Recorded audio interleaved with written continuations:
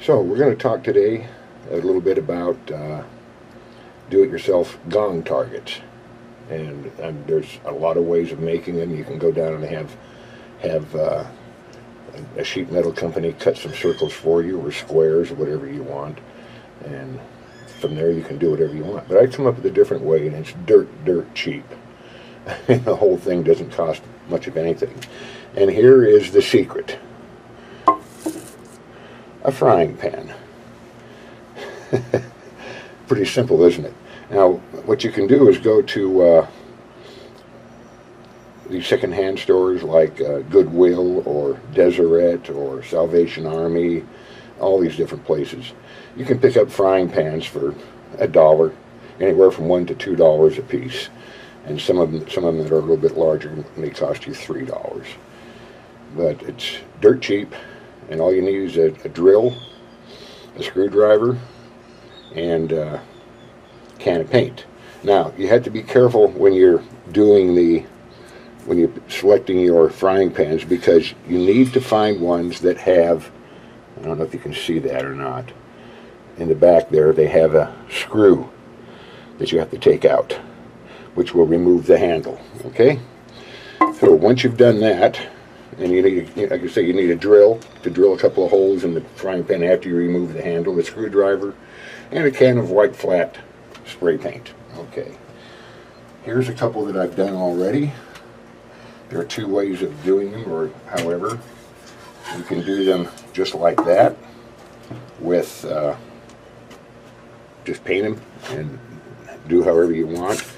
And what I prefer to do, because I like the challenge of being very accurate. So instead of just hitting this anywhere and there and hearing it gong, I liked something like that. I put a target into it. Now, what the target is just printed on paper. It's on the Avery 2 to a sheet, sticky back, mailing labels. And you can make a target from that, okay? Now, they have it in whole sheets too. If you have a great big one, which I'll show you here in a minute, you can make a target on the whole thing, okay? Now, what you have to do when you're done with that, after you get the handle off, you have to drill holes in it. You can see the two holes here. And I use 50-pound test fishing line. I don't know if you can see. There you go. Now you can see it. And you just hang them on that like that. When you hit them, you can hear it. Okay? I don't worry about painting the back. Now, you can hang them from trees, whatever you want. If you have enough land and you have your own target stands built, you just hang them on the back or however you want to hang it and then shoot away. But if you don't, let's say that you live in a neighborhood that doesn't allow them and you have to go out somewhere to do it, you build you a little target stand. I'll see if I can get this up here where you can see it. And looks like that. And I know that's very big. Let me back out of here a little bit to see if we can, wrong way. Now, there's your target stand, okay? Made out of 2x2. And a little piece of plywood on the sides. You can find scraps everywhere for that. And that's all there is to it. Now, there's on the back, there's a couple of hooks. Turn it around.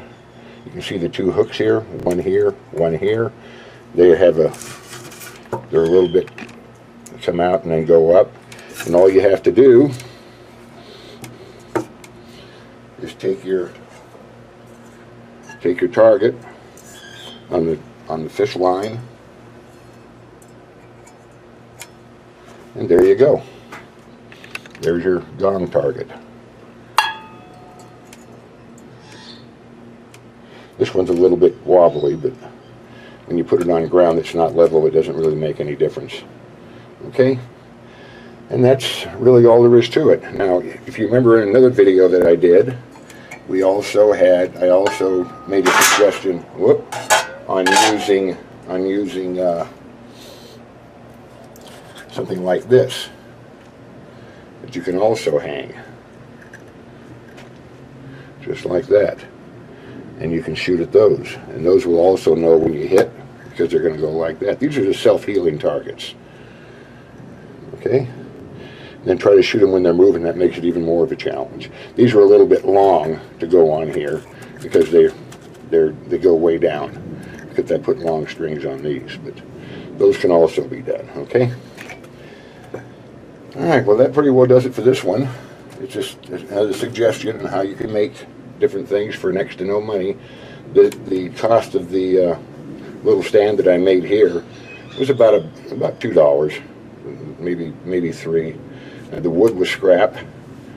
I got it from the from a home improvement place, and the reason why this one is wobbly is because it was on a very warped piece of wood, on an 8-foot length piece, and I just cut it to where it did the least amount of wobbling because of the warp in the wood. Anyway, that takes care of that, and we will talk about something else later. So, oh yeah, I was going to say something too about the larger ones. If you want something for long distance, you can use the old pans that go on the bottom of a broiler, like this one. This already has holes drilled in it, so you don't have to worry about that. There's no handles to remove. I haven't done anything to this one yet, but you can just go ahead and paint it white, yellow, whatever color you want, and do the same thing. These went about $3. So like I say, it's a pretty cheap way to make your own gong targets. Now, you can use these for high-powered rifles if you want to. I am an air gun shooter, so everything I do is with air guns, and these will last me a long, long time. And after the paint gets all bunged up on them and a couple of dents in them, I just take it out and respray it. And that's all there is to it. Okay? So I'll let it go at that, and we'll see you for my next little video, whenever that will be, because I can't, because of the way I do things, I can't do them every day, because it takes time to do this stuff and come up with the ideas. So, till the next one, we'll see you then. Bye-bye.